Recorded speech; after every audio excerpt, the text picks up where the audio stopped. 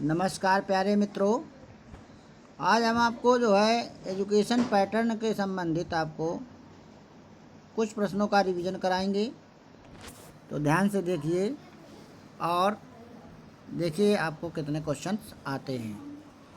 तो यहाँ पर पहला क्वेश्चन बनता है आपका कि कंप्यूटर आधारित शिक्षण प्रतिमान किसने प्रतिपादित किया था। तो आपको ये पता होना चाहिए कि यहाँ पर लॉरेंस और डेविस यहाँ पर विकल्प हैं, तो इसका बा विकल्प सही है। अगला क्वेश्चन है आपका कि संप्रेषण का आधारभूत तत्व कौन सा होता है। तो संप्रेषण के आधारभूत तत्व में आपको पता होता है कि जब हम किसी चीज़ में इनपुट डालते हैं तो उसमें प्रोसेस होता है, उसके बाद आउटपुट आता है। तो इनपुट, प्रोसेस और आउटपुट तीन होते हैं और नियंत्रण यहाँ पर नहीं होता है। तो यहाँ पर बा विकल्प गलत है। अगला क्वेश्चन है सहकारी अधिगम प्रणाली किस प्रकार होती है। तो आपको पता है कि सहकारी अधिगम प्रणाली जो है जितनी सहचारी यहाँ से देते हैं को करिकुलर एक्टिविटीज़ सारी के सारी जो है आपको छात्र केंद्रित होती हैं, छात्रों पर केंद्रित होती हैं, चाइल्ड सेंटर्ड होती हैं, विद्यार्थी केंद्रित होती हैं, कोई प्रकार विकल्प की। अगला क्वेश्चन है निम्न में से किसका निर्माण आनुवांशिकता के आधार पर होता है। तो यहाँ पर अभिरुचि है, ये आपकी आनुवंशिकता के आधार पर होती है, बाकी आपकी अव्यक्त आदतें और ये आप वातावरण से सीखते हैं। अगला है सहकारी अधिगम में निम्न में से किस पर बल दिया जाता है। तो यहाँ पर डी विकल्प देखिए, उपरोक्त सभी है। नेतृत्व कौशल का विकास किया जाता है, नवाचार युक्त अधिगम होता है, सहयोगी अधिगम होता है। तो तीनों विकल्प यहाँ सही है, तो चौथा ऑप्शन सही है। अगला है निर्मितवाद प्रतिमान निम्न में से किस मनोवैज्ञानिक के सिद्धांतों पर आधारित है। तो यहाँ पर आप देखिए पहला विकल्प पियाजे के अनुसार निर्मितवाद है, इसी को संज्ञानवाद भी कहते हैं। अगला है निर्मितवाद दर्शन शास्त्र की किस शाखा से संबंधित है। तो निर्मितवाद जो है आपकी ज्ञान मीमांसा से संबंधित है, बा विकल्प सही है। अगला क्वेश्चन है अधिगम कैसी प्रक्रिया है। अधिगम क्या होता है, शिक्षा क्या होती है, इसमें व्यवहार परिवर्तन होता है।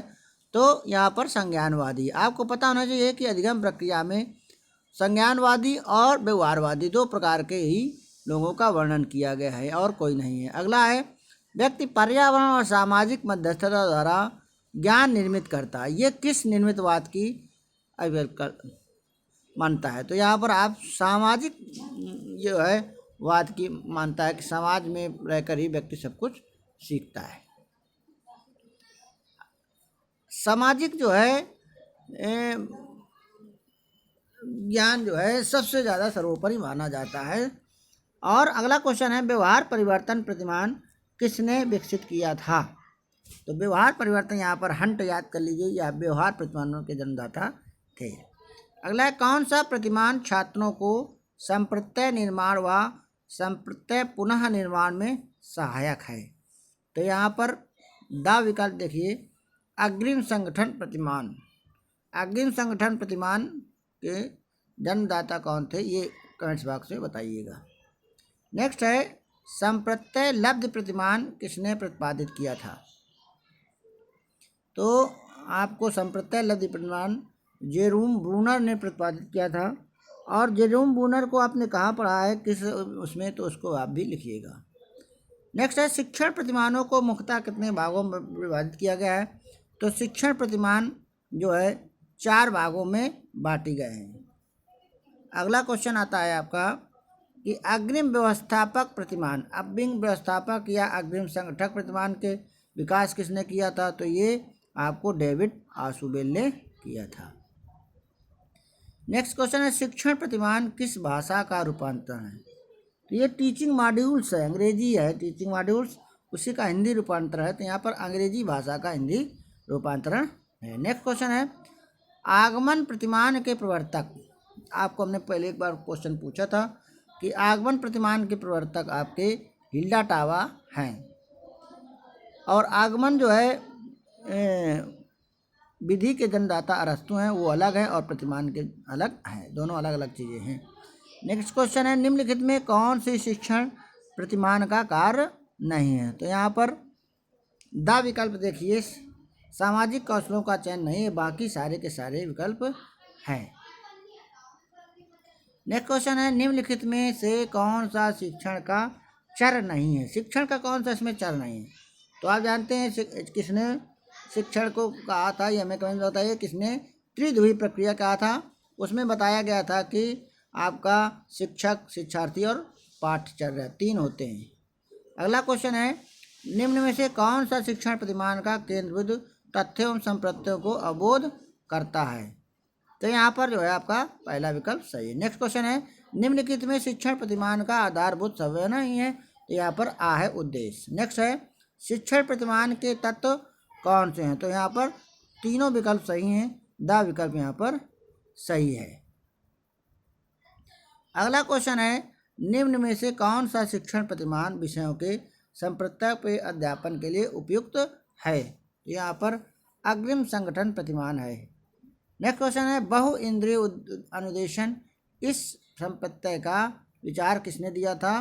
तो यहाँ पर एडगर डेल ने दिया था। एडगर डेल ने अपना अनुभव त्रिकोण दिया था, अनुभव संघ को दिया था। अगला क्वेश्चन है, एडगर डेल के अनुभव संघ के अनुसार बालक किससे सीखते हैं? तो बालक यहाँ पर अनुभव से सीखते हैं। अगला क्वेश्चन है, सूचना प्रक्रिया प्रतिमान के प्रतिपादक हैं।